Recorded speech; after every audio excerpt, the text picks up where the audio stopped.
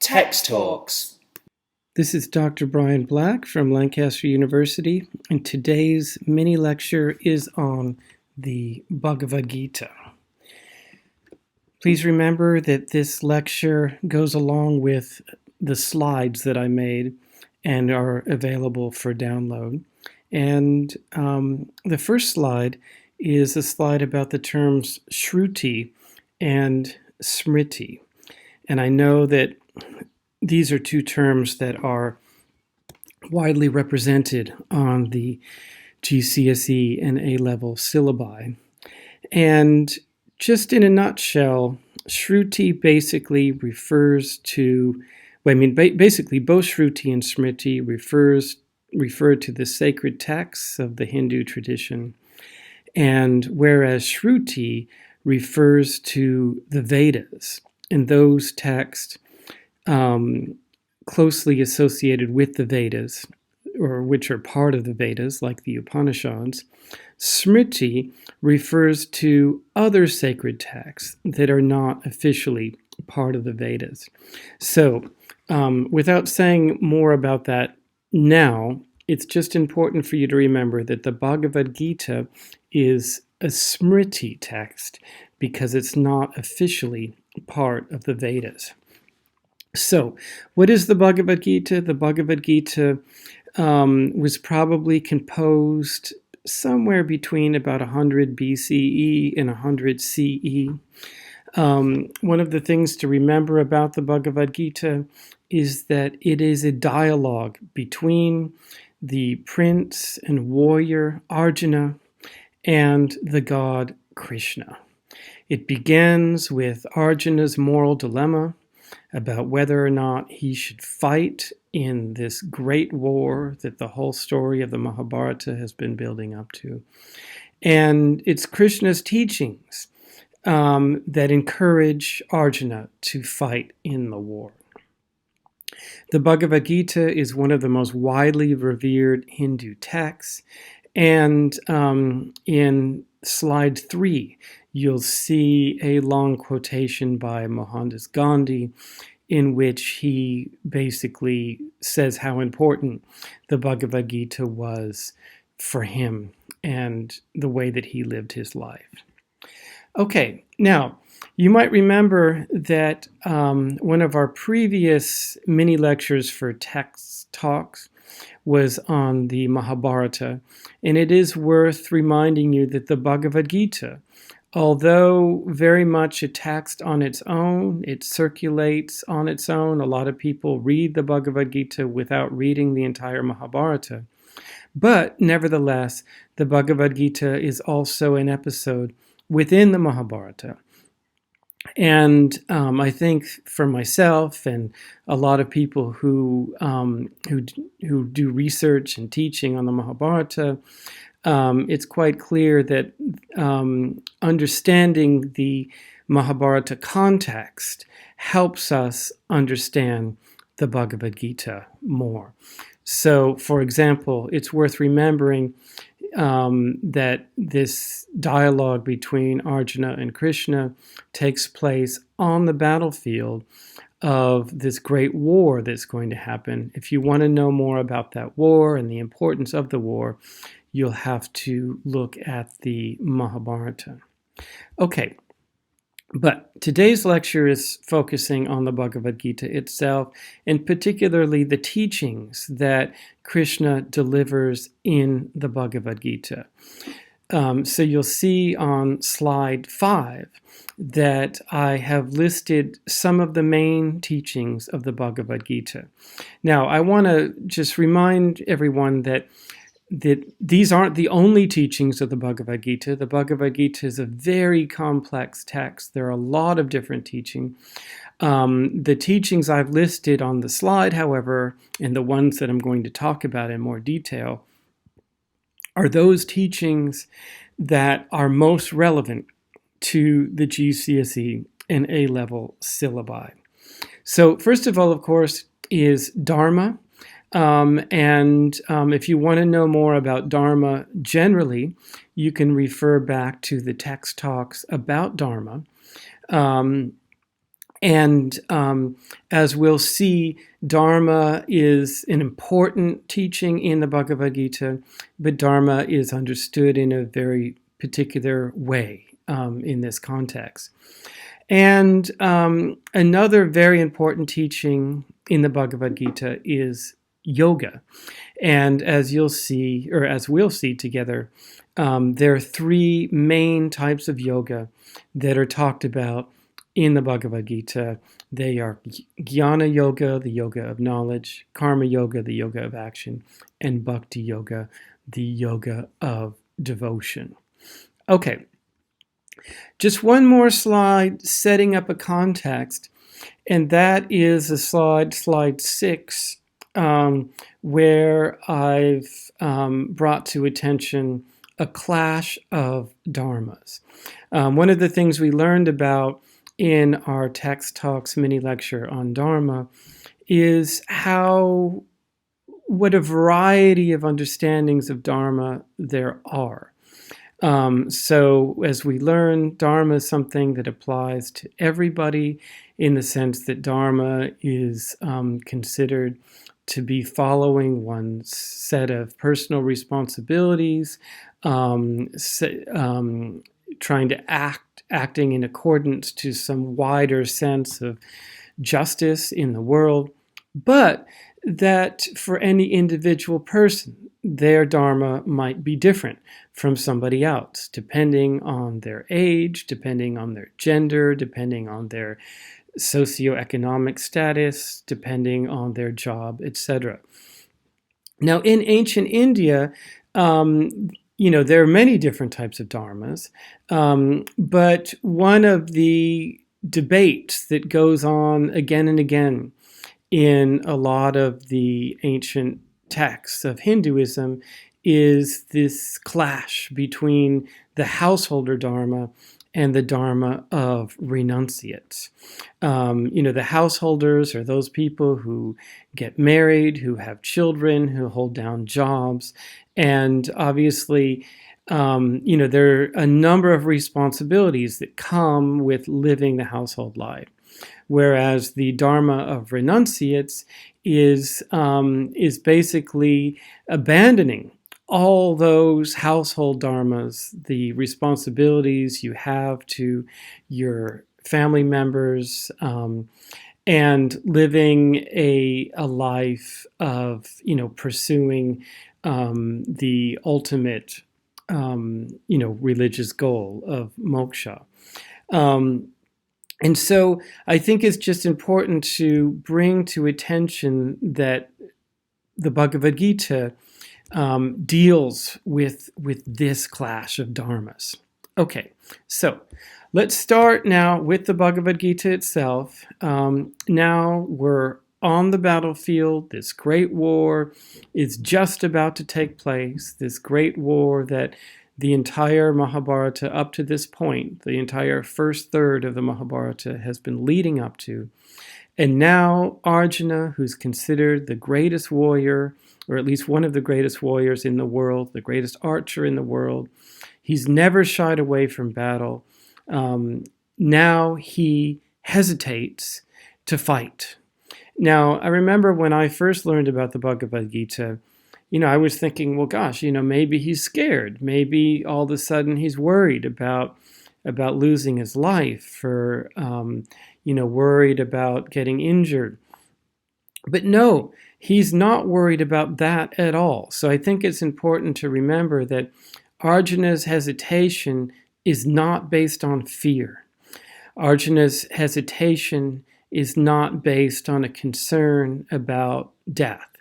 Rather, his concern is about breaking his dharma. And so here we see that Arjuna's in a classic dharmic dilemma between, on the one hand, following his duties and responsibility as a warrior and fighting in this war, but on the other hand, in fulfilling his duties and responsibilities to his family members and not basically killing his own family members in battle. Now, we should remember that this is a civil war. This is a war that is dividing a family. And so when Arjuna is looking out to the other side of the battlefield, he sees his great-grandfather, his great-granduncle. He sees other, elder family members. He sees his teacher, Drona. These are exactly the people that he should be willing to die for. These are the last people that he should kill. And so this is really at the root of Arjuna's dilemma. And of course, at this point, Arjuna's not even thinking of it as a dilemma. He's just thinking he's not going to fight. He can't fight because he's feeling his duties and responsibilities to his family members actually over and above his duties and responsibility to being a warrior. But here we see this kind of classic tension between his caste dharma and his family dharma. Okay, so as we'll see, Krishna convinces him to fight, but he convinces him to fight in a number of different ways. Okay? Now, let's look at how Arjuna uses the term dharma. Now we're on slide 8. And one of the things that Arjuna says to Krishna when he's going through this period of anguish and hesitation, he says, it's better to eat beggars' food than to kill these great-souled teachers here on earth. For if I killed these teachers, striving after their goals here on earth, I would eat food covered in blood. My own nature is struck by pity and a sense of wrong, and my mind is clouded as to dharma. I ask you, which is best? Tell me. I am your student. Correct me, who lies fallen before your feet. So here we see a number of things going on.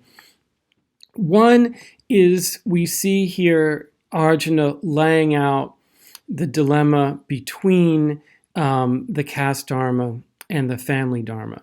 So, for example, when Arjuna says it's better to eat beggars' food, basically he's saying it's better to live his life as a renunciate. In other words, it's better for him to leave his caste responsibilities as a warrior and become a renunciate than it is to kill his teachers and family elders. And then he talks about how he would basically have blood on his hands forever if he were to kill them. So here, more than anywhere else, Arjuna really explicitly articulates his dilemma. But another thing going on here is that Arjuna also is deferring to the wisdom of Krishna. So even though he's making his own position clear, he's also saying to Krishna, basically, listen, I'll do what you say. Tell me what to do. Because ultimately, even though his instinct is to live as a renunciate, he also says that his mind is clouded as to dharma. So ultimately, he's confused. He doesn't really know what he's supposed to do. Now, it's interesting, throughout the text, Krishna actually talks about dharma in some different ways. Now, famously, one of the things he says to Arjuna a little bit later on in the Bhagavad Gita is that it's better to perform his own dharma, even if he doesn't perform it effectively, than the dharma of another. We might see this as a very conservative point of view.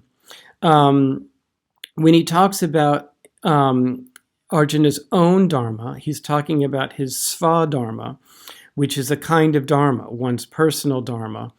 And it is true that sva-dharma is probably linked with one's caste dharma in the Hindu sources more than other types of dharma.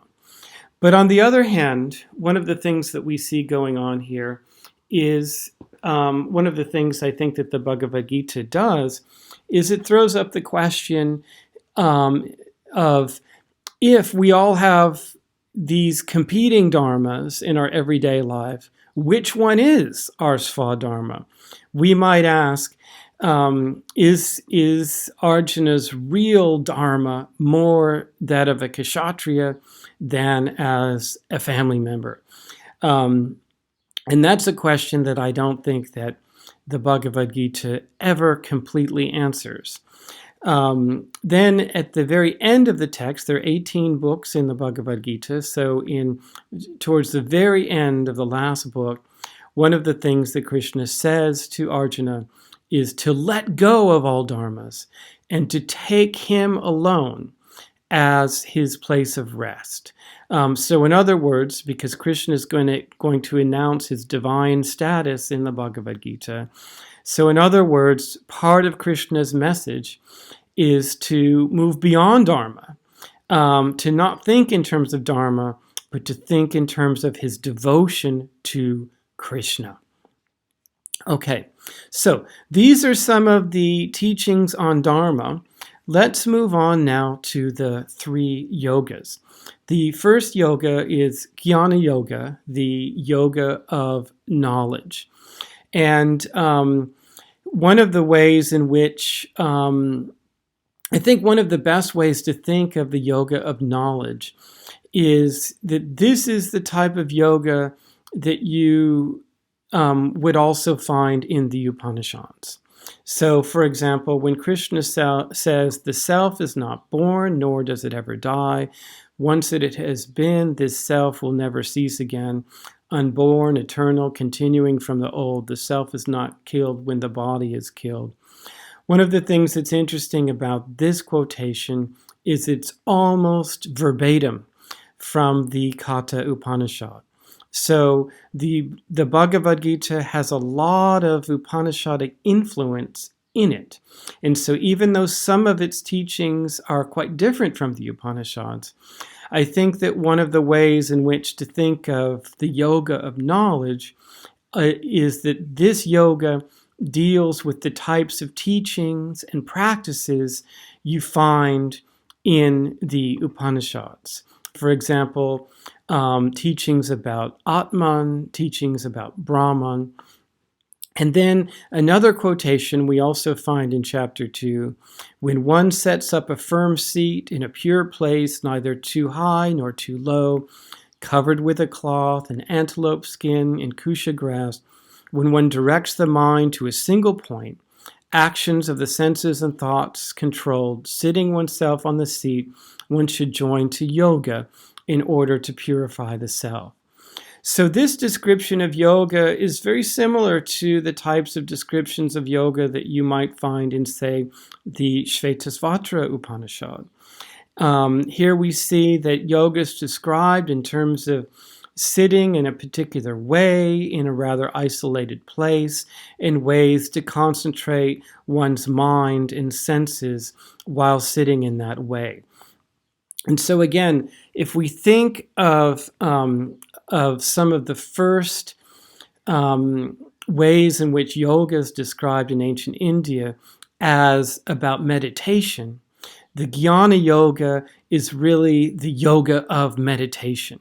Now, as we'll see, the Bhagavad Gita says some very different things about yoga and takes yoga away from an understanding that is purely based on meditation.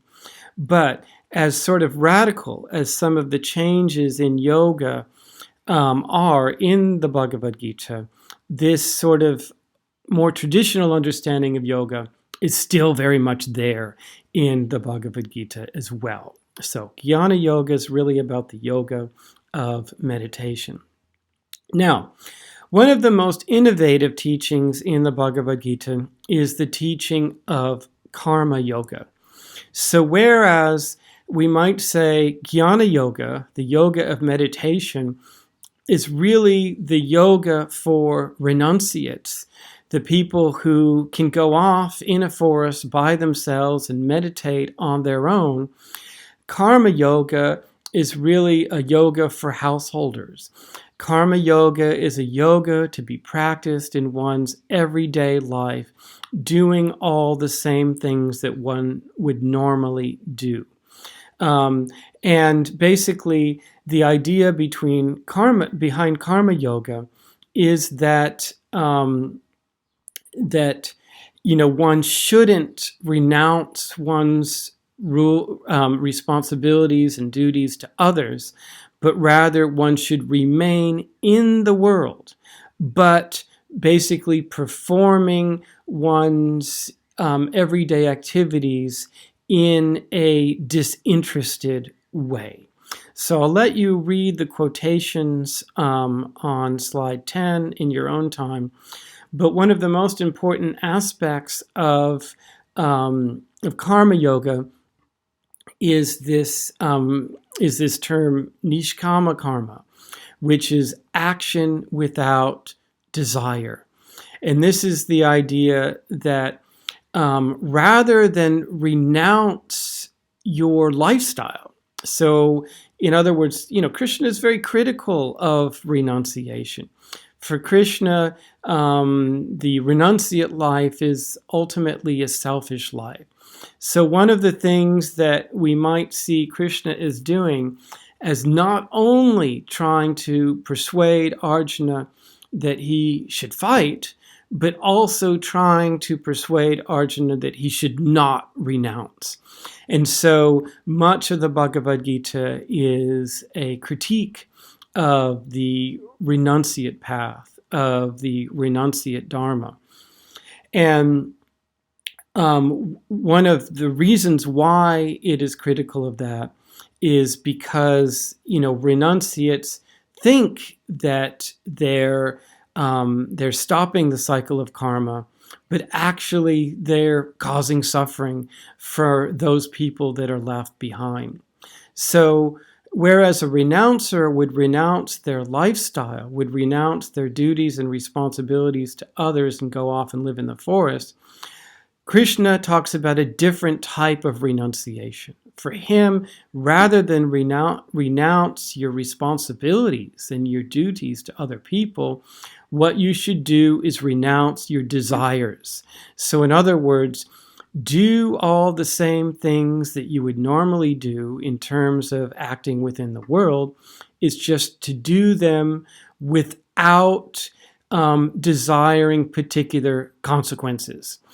So, for example, to translate that into sort of our everyday lives, you as a student should, according to Krishna, should be working just as hard to learn this material and to, prepare for your GCSE or A-level examinations.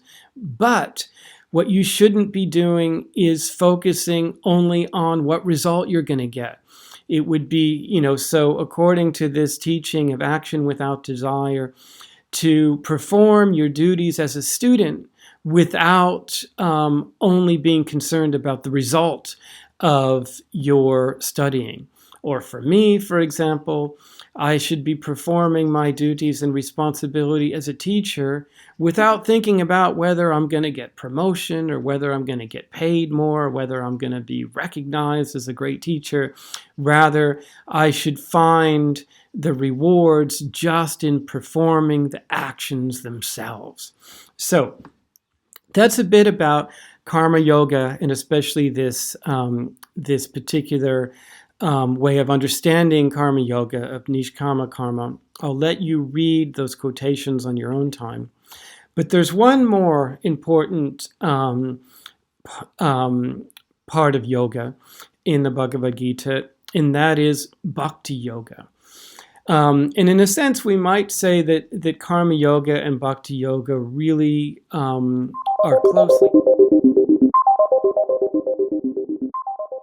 in which Krishna teaches about how to be able to act according to karma yoga, is that rather be attached to the results of action, to perform actions as a sort of sacrifice or as a devotional act towards Krishna himself. So Krishna sort of offers himself as the supreme God to be the sort of focal point of one's actions in the world.